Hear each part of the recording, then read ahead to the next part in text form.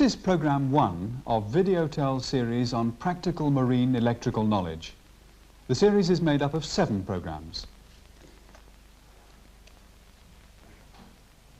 Programme 1 introduces a typical 440-volt AC marine electrical system, first aid rescue procedures and test instruments. It also discusses preventive maintenance. There are many system variations around, so it's most important that you become familiar with the components of the main switchboard immediately you join a ship.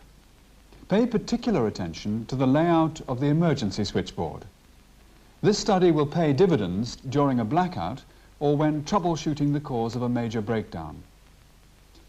Now we must emphasize electrical safety. The golden rule is, before any work is done on an electrical installation, first, isolate the circuit by removing the supply fuses or locking the circuit breaker in the open position so that the circuit cannot be energized accidentally. Then, post a warning sign to alert others that the circuit is being worked on. Then, prove the circuit dead with a voltmeter or an approved line tester. A switchboard can never be considered dead unless all alternators connected to it are stopped, locked off, and all other supplies are disconnected. These points can never be emphasized strongly enough. The electrical systems of all ships have to meet international safety standards in accordance with the International Convention Safety of Life at Sea 1974 and its amendments, and by the various codes published by the International Maritime Organization relating to all types of ships. Your ship is issued with a safety certificate in accordance with the appropriate convention. Practical guidance on electrical installation and maintenance is given in the rules and standards issued by the International Electrotechnical Commission. These are essential guidelines and rules which apply to all practical work on any electrical system on board ship. We begin with drawings and graphic symbols, as they're going to be our constant guides here and for you on board ship. On this drawing, you'll see a typical marine electrical system in its basic form. On a line drawing, the same system may look like this. We proceed by identifying the main components used and recognized internationally. So here they are. AC generators, or alternators as they're sometimes called, switchboards, buzz bars, circuit breakers, switches, fuses, transformers,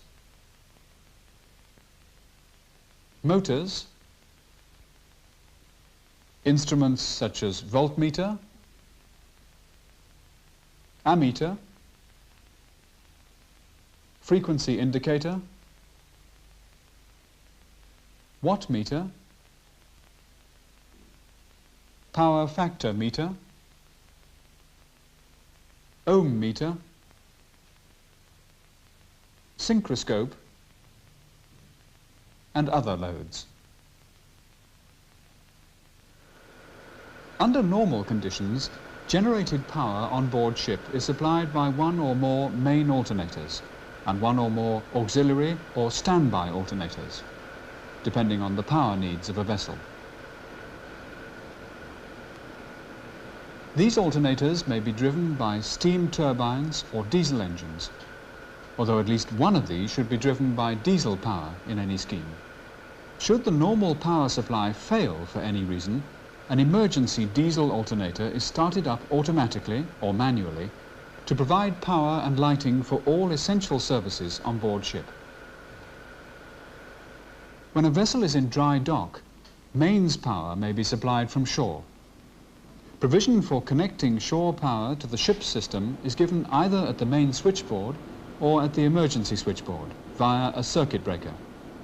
In some cases, a separate shore supply connection box is used, where the supply from shore can be connected near the deck area. A permanent connection will take the supply from the connection box to the appropriate switchboard. The shore connection box is normally fitted with a voltmeter and a phase sequence indicator. In addition to this, a minimum level of lighting, fire and general alarms and communication systems must be supplied by a battery supply during an emergency, when the main supply is interrupted for any reason. In normal conditions, this supply is provided by a separate transformer rectifier system, and the batteries are on charge from a battery charger. Alternators are described in greater detail in Programme 3, and a more thorough description will be found in the book forming part of this series. And now, the distribution system. The heart of a ship's electrical distribution system is the main switchboard.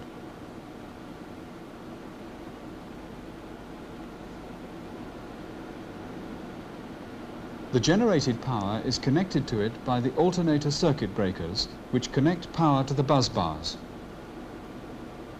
Each alternator has a panel on the switchboard, and the alternators can be connected to the bus bars separately or in parallel.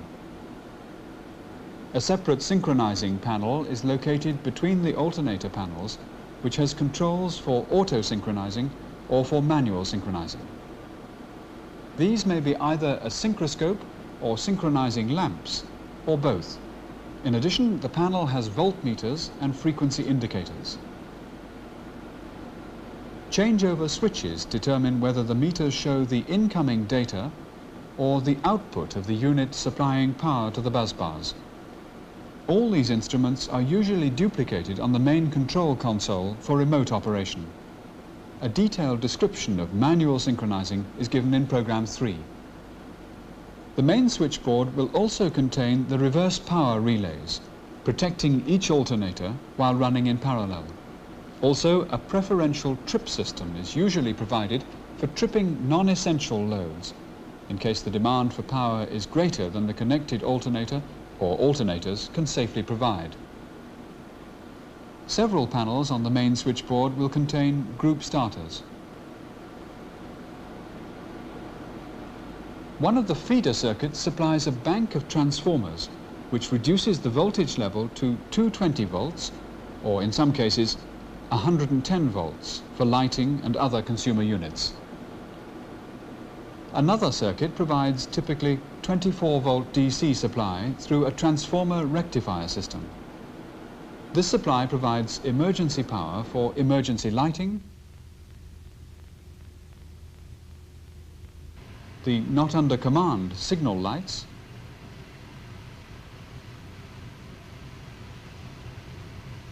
certain navigation aids, and the communication and alarm systems on board ship, in parallel with the emergency batteries. On a separate feeder circuit, a battery charger keeps the emergency batteries on charge during normal conditions. The emergency switchboard is smaller than the main switchboard, and it is normally supplied from the main board through a buzz-tie circuit breaker. When the mains power fails, the emergency board is supplied separately by its own alternator. A particularly large example is shown here. The emergency alternator's prime mover is designed to start up automatically when its control system senses a large and sustained drop in the voltage or frequency of the main supply. The emergency switchboard will supply the emergency firefighting pumps and all other essential services.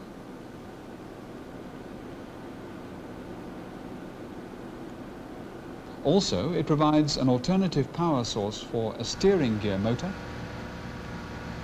and navigation aids, as well as about 30% of the ship's lighting.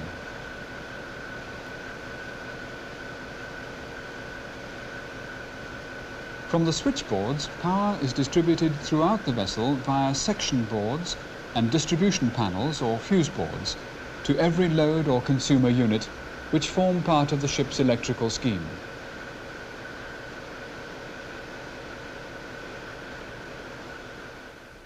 Now, a most important aspect of working with electricity: safety. Electricity is dangerous. Fatal shocks have been caused by voltages as low as 50 volts. it is most important that everyone becomes familiar with all safety regulations and procedures, as well as the essential rescue methods relating to electric shock. First, switch off the supply if possible.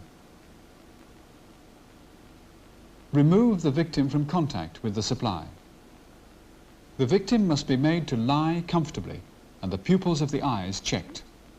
If they are dilated, this can mean that the heart may have stopped. External cardiac massage must be administered and the lungs inflated with oxygen in a rhythmic pattern until the victim regains consciousness and is able to control his own breathing. This rescue procedure is very important to remember. So, again, if you see anyone and suspect that they may be in trouble, for instance, not responding to a sharp call,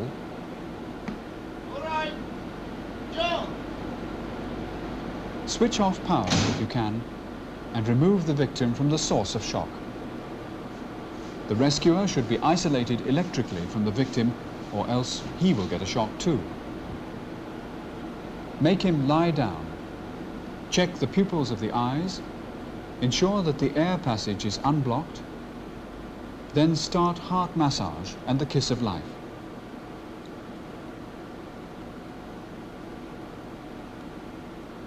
If the pupils are dilated, repeat the heart massage rapidly, 6 times for each inflation of the lungs. When the heart is restarted, the rate should be about 1 heart massage per second.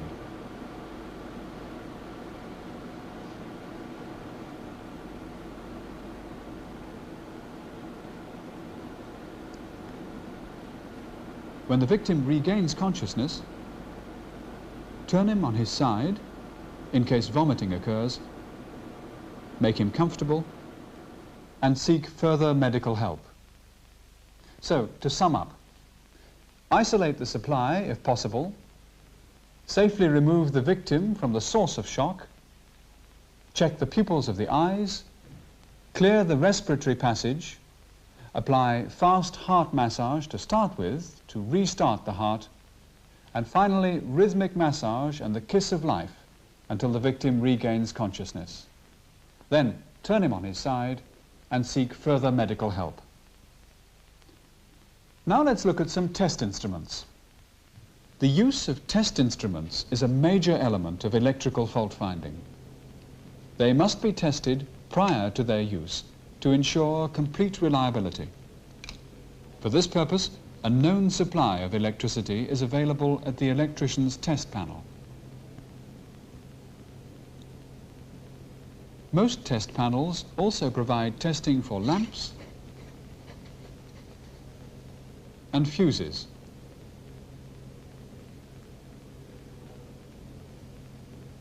The most frequently used test meters are multimeters,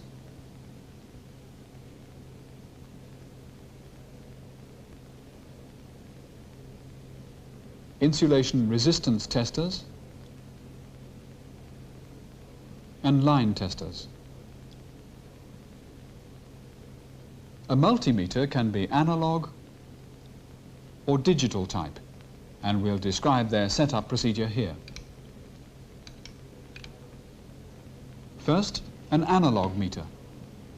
For easy reference, the setup procedures are listed on the back of the meter or in the user manual provided by the manufacturer.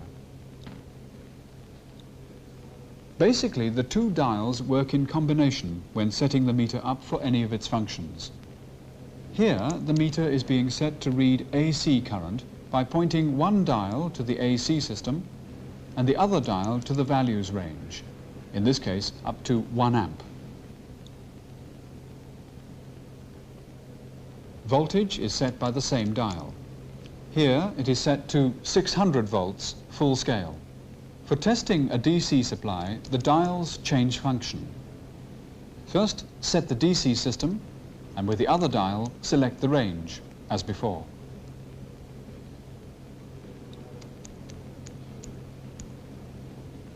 The meter can be set to measure the resistance value of a conductor by setting the ohmic system with one dial and with the other dial selecting one of a number of ranges of resistance according to need. Here also the two dials work in combination. For each range of resistance values, the pointer must be set to 0, while the probes of the meter are held together.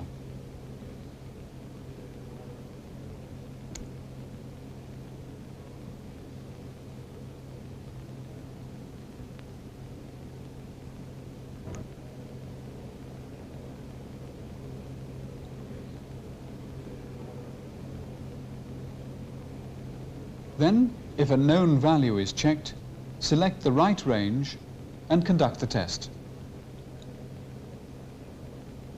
The resistance scale of a multimeter can also be used to pinpoint an open circuit fault in a small component. Here, a variable resistor is attached to the probes of the meter. There is a break in the resistor coil. When the sweep arm is moved along the resistor coil, where the fault occurs, the meter will show a reading.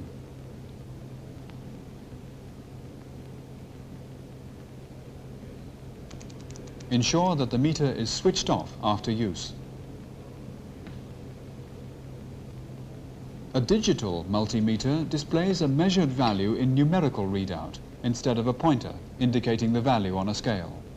An example here is employing a central dial which is made to point at a particular value range to be tested. DC volts, DC amps, AC volts, and AC amps.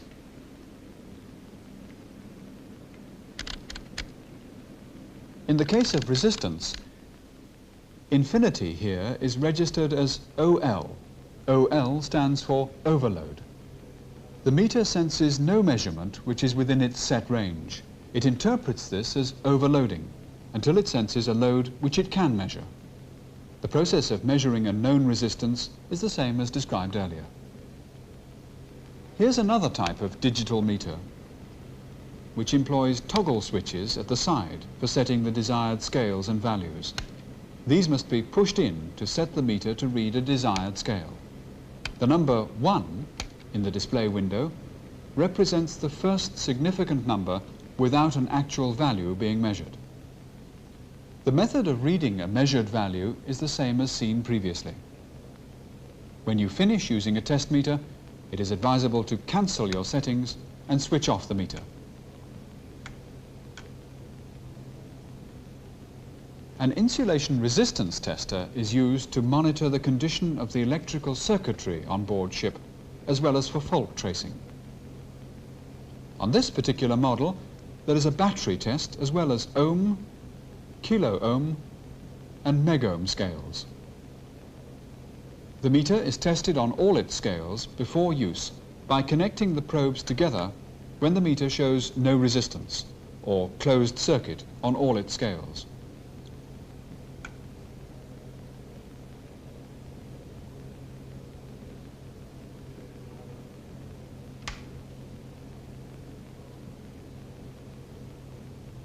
Then the probes are separated and the meter shows open circuit or a resistance value of infinity.